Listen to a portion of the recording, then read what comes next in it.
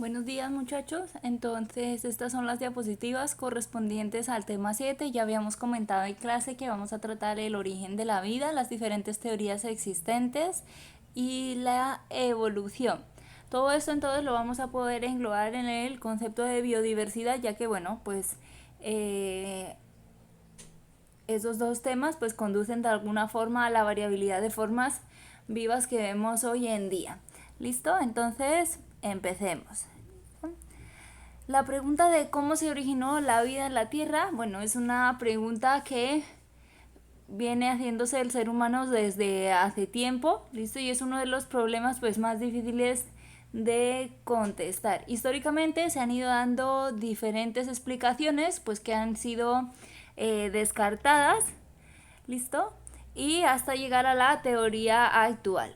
Entonces vamos a ver las primeras teorías que se tuvieron, como en la del creacionismo. Esta aún sigue vigente, ya que depende de cada una de las religiones. Si nosotros nos fijamos, entonces, cada grupo de creencias o religión tiene una explicación diferente a cómo surgió la tierra, el ser humano. ¿Listo? Entonces digamos que en la cristiana, bueno, pues está la explicación de que Dios creó la tierra en 7 días, ¿cierto? Que iba creando cada día, el hombre lo creó a su imagen y semejanza, la mujer.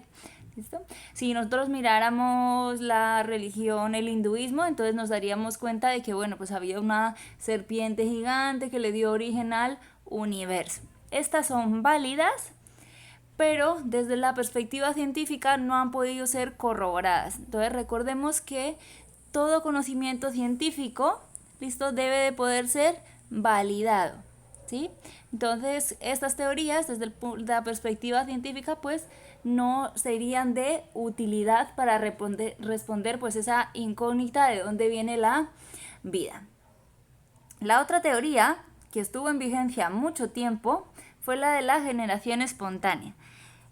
Aristóteles, pues bueno, ya desde esa época, listo, se planteó cuál era el origen de los seres vivos. Por aquel entonces se planteaba que había una fuerza vital en el aire que se apoderaba de la materia inanimada y la convertía en seres vivos.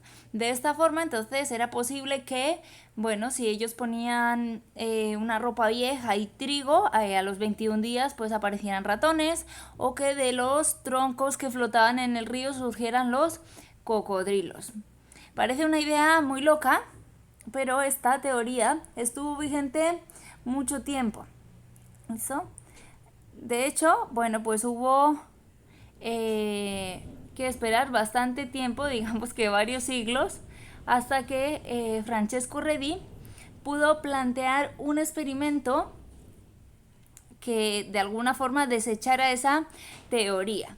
¿Sí? Redi lo que hizo fue colocar unos trozos de carne en descomposición en 3 frasquitos, como lo vemos en la imagen de la derecha. Uno de los frasquitos lo dejó abierto, el otro lo selló con un tapón y en el tercero puso una tela. ¿Por qué hizo esta diferencia entre el tapón y la tela? De alguna forma él quería demostrar que a pesar de que el aire y lo que pudiera haber en el aire que fuera que diera la vida, entonces estaba en contacto con esa materia y no surgía vida de esos trozos de carne en descomposición como planteaban sus compañeros. Efectivamente, entonces, pasado un tiempo, como las moscas no habían llegado a esa carne, pues no surgían larvas en esos frascos que estaban tapados, en ambos, en el del tapón y en el de la tela. Esta fue la primera vez en la que de alguna forma se tuvo una prueba contundente de que esa teoría de la generación espontánea pues no era acertada. Hubo que esperar algunos años más, ¿listo?, hasta que Louis Pasteur entonces pudiera presentar ya una prueba definitiva. Louis Pasteur lo que hizo fue coger un matraz, verter un caldo, una sopa, y doblar el cuello del matraz. ¿Listo? Después hirvió el contenido y lo dejó reposando. Hizo lo mismo con otro matraz, solo que en este caso lo que hizo fue, después de hervirlo, inclinarlo. Pasado un tiempo, entonces, en el primer matraz como se ve abajo a la izquierda, listo, en el matraz vertical, pues no había cambios, ¿cierto? Es decir, que no crecieron esos microorganismos. Mientras que en el que había inclinado, posibilitando el paso del aire, entonces crecieron los microorganismos, ese caldo, pues bueno, se tornó espeso, cambió de color. ¿Listo? Entonces esta fue la prueba definitiva para desechar esa teoría de la generación espontánea. Finalmente, está el origen cósmico o la panspermia. Bueno, esta teoría actualmente todavía tiene adeptos. ¿Listo? La primera persona en plantearla fue Svante Arrhenius, y lo que él estableció fue que pues la vida llegó del espacio a través de los cometas y los meteoritos que pueden llegar a la Tierra. En 1969, en Murchison, Australia, cayó un meteorito, y al analizarlo químicamente se dieron cuenta de que había una serie de azúcares, como mencionaban en el video. Esto de alguna forma entonces era una prueba a favor de esta teoría, porque establecía que, bueno, sí, en el espacio se pueden dar las reacciones para crear pues esas biomoléculas. Esta teoría principalmente ha sido desechada, ¿por qué?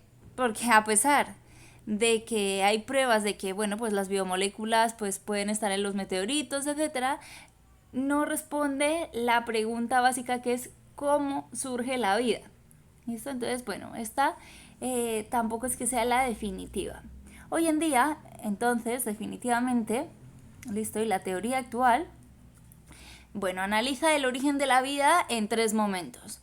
Primero, en el momento de cómo se originaron los precursores de las biomoléculas orgánicas. El segundo momento es el origen de las biomoléculas como tal. Y tercero es cómo surgen ya las células, ¿listo? La estructura celular.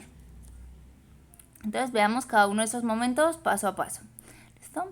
Cuando hablamos del origen de los precursores orgánicos, entonces no debemos olvidar que los seres vivos están formados por carbono, oxígeno, nitrógeno, hidrógeno, fósforo y otros elementos químicos, bueno, en menor proporción, ¿cierto? Esos bioelementos. La idea es poder establecer de dónde provienen esos bioelementos. ¿Listo? Los datos científicos establecen que hace 4.500 millones de años, cuando surgió la Tierra, pues había una atmósfera primitiva distinta en composición a la actual.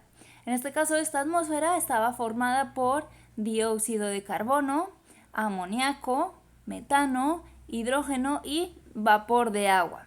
¿Listo? La ausencia de oxígeno es fundamental, porque eso hace que la atmósfera primitiva tuviera un carácter reductor, ¿listo? Permitiendo el origen de la vida, ya que el oxígeno es un gran oxidante que destruye la materia orgánica, ¿listo? Bueno, respecto al origen de las biomoléculas, entonces tenemos que hacer un poquito caso o seguir un poquito lo que los rusos Oparin y Haldane expusieron hacia pues 1924. ¿Listo? Lo que se conoce como el origen físico-químico de la vida, o la teoría pues del caldo primitivo. Entonces, imagínense hace 4.500 de años una atmósfera con la composición que habíamos dicho, ¿listo? Con una radiación ultravioleta del sol, tormentas eléctricas, vulcanismo, ¿listo? Que de alguna forma aportaban la energía para que esas moléculas que había en la atmósfera reaccionaran, ¿listo? Con la precipitación y la condensación de ese vapor de agua, entonces todas esas reacciones que habían ocurrido y sus productos se fueron depositando en un océano primitivo que se conoce como sopa caliente. ¿Listo? Y una vez en ese océano, pues los diferentes componentes podrían haber ido interactuando. ¿Listo? Esta teoría fue de alguna forma validada por Stanley Miller, bueno, y su tutor, que era Urey. ¿Listo? Esto lo mencionaban también en el video que ustedes vieron. ¿Listo? Entonces, Miller lo que trató de recrear, como ya decían en el video, simplemente fueron las condiciones de esa tierra primitiva.